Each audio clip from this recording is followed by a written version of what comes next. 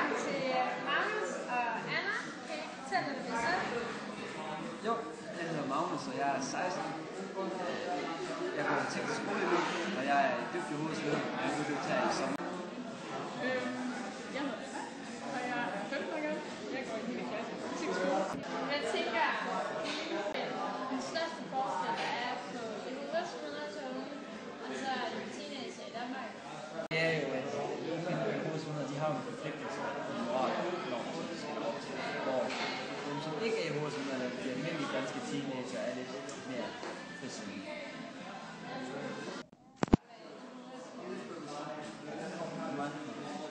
Det er jo anderledes i forhold til, hvad vores klassekammerater gør.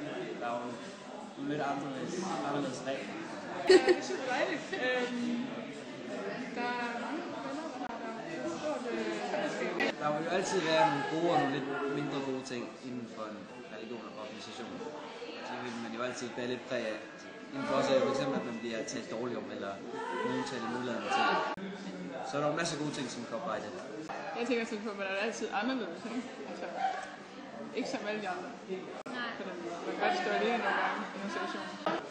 Føler I, når I nu ikke tager med til de her klassefester, føler I så, at I ikke tager med venner? Nej. Jeg har en masse venner inden for hovedsveder. Det er jo ikke sikkert, at de er det samme sted. Så er de jo forskellige steder i landet. Så bliver man inviteret til forskellige fester, hvor man arrangerer. Man så møder nogle nye, eller møder nogle gamle kollegaer. Den overalt. Det er jo ikke få af dem, jeg siger.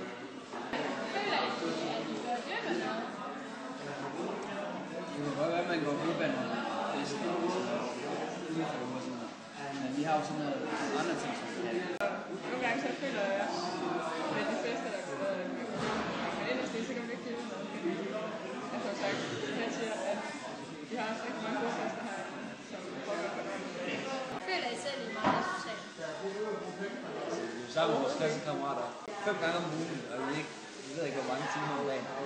Så det skal jo have lidt en arbejdsfælde. Ja, jeg føler mig heller ikke på noget, der er socialt. Overhovedet er svært, når man er sammen med så tit. Som I er særligt stolt. Det er sådan en med, at alle i hovedsveden er mærkelige. Er det ikke surt, at I ikke må drikke, når I er til fester? Der vil jeg godt starte. Det må vi faktisk godt. Så det vil sige, så må man gerne drikke sig her.